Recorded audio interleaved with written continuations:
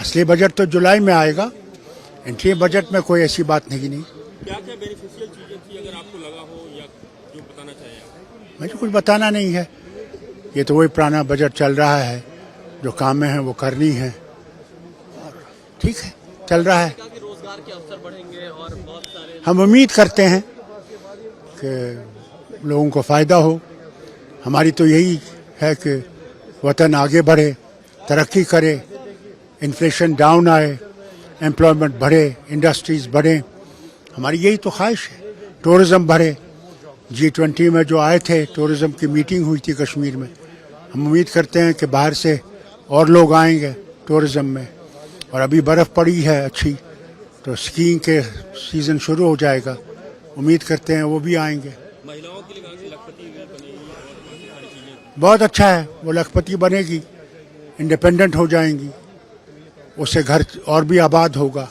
हम उम्मीद करेंगे कि वो नरम रहेंगी, ये ना हो कि फिर शादियां टूट जाएंगी, ये नहीं होना चाहिए।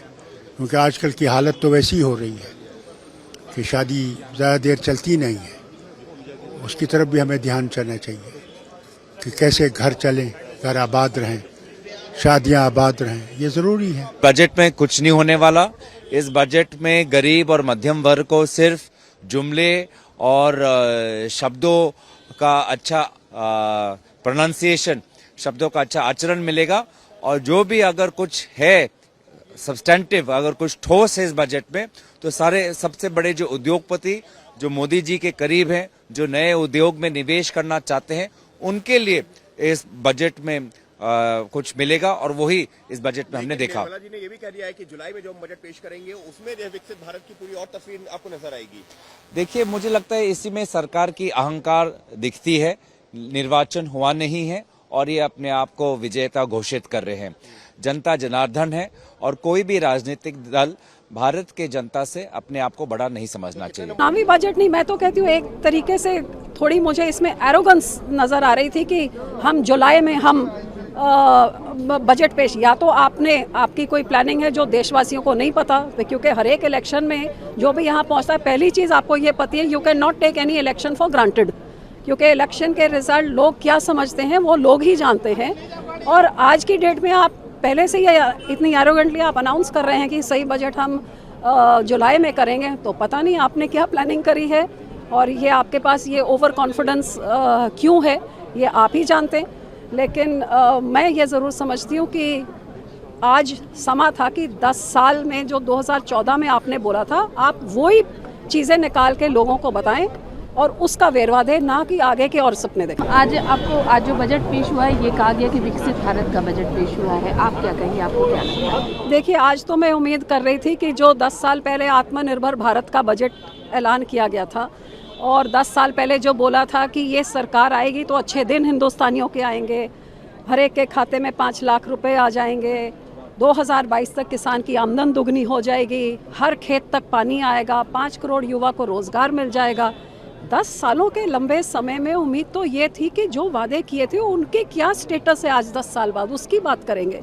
लेकिन अपनी पीठ थपथपा के कि बहुत स्टुपेंडस काम, कमाल का बेमिसाल काम किया है और 25 करोड़ लोगों को पॉवर्टी लाइन से एलिवेट किया है, और अगले ही लाइन में आप कह रहे हैं कि 80 करोड़ हिंदुस्तानियों को, मतलब 70% आबादी को आपको राशन देना पड़ रहा है, क्योंकि वो खुद कमा के खाने लायक नहीं उनकी हैसियत है। तो ये दोनों कॉन्ट्रडिक्शंस कैसे चलेंगी?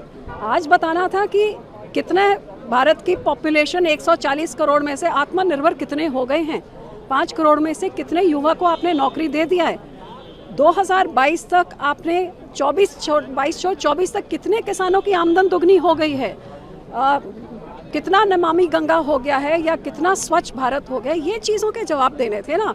अब आप अगले 5 सालों में हम ये करेंगे, पहले तो पिछले 5 साल को, इतना लंबा समय, उसका लेखा जोखा दीजिए। सो वो कुछ देखने को नहीं मिला था।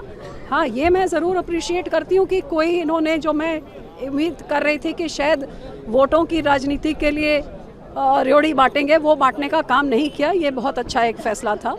लेकिन इसकी दुख ज़रूर है कि कहीं ना कहीं जो ज़मीनी हकीकत, आज के 60% हमारी आबादी गांव में रहती है। अब गांव की महिला हो, गांव का युवा हो, अन्नदाता हो, उनके जो हकीकत में हालात हैं और जो यहाँ पे बोला जाता है वो एक ज़मीन आसमान का फ़र्क है, कट ऑफ फ्रॉम रियलिटी कहीं ना कहीं। कहने में और करने में जमीन आसमान का अंतर है, और यही हम 10 साल से देखते आ रहे हैं। 2014 में जो लंबे चौड़े वादे किए थे अपने कैंपेन में, वो आज तक नहीं हुआ।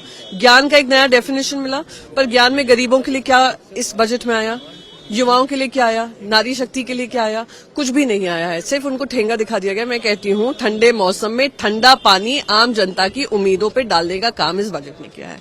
कितने देंगे इस बजट? मैं नंबरों में नहीं जाऊंगी, नंबर अब देश की जनता इनको दे। देखिए, ये जो बजट आया, जब बजट पेश किया जाना था, जब पेश हो रहा था, तो देश का नौजवान, देश का दलित, देश का पिछड़ा बहुत आस लगाए टीवी के आगे बैठा था कि उनकी बात होगी, उनके भविष्य की बात होगी।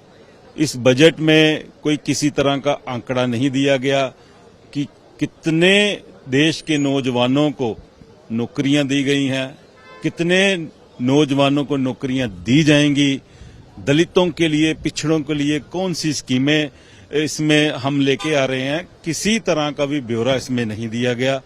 और किसानों की अगर मैं बात करूं तो मुझे ये लगता है इसमें आंकड़े भी गलत पेश किए गए हैं, क्योंकि मैं पंजाब से हूं। पंजाब में ही कम से कम 17 लाख किसान ऐसे हैं जिनको पीएम सम्मान योजना का लाभ है, उनसे वंचित कर दिया गया। अगर पंजाब में ये हालात हैं तो सारे देश में क्या हालात होंगे। तो मैं समझता हूं कि आज हमारे देश के लोगों का, युवाओं का,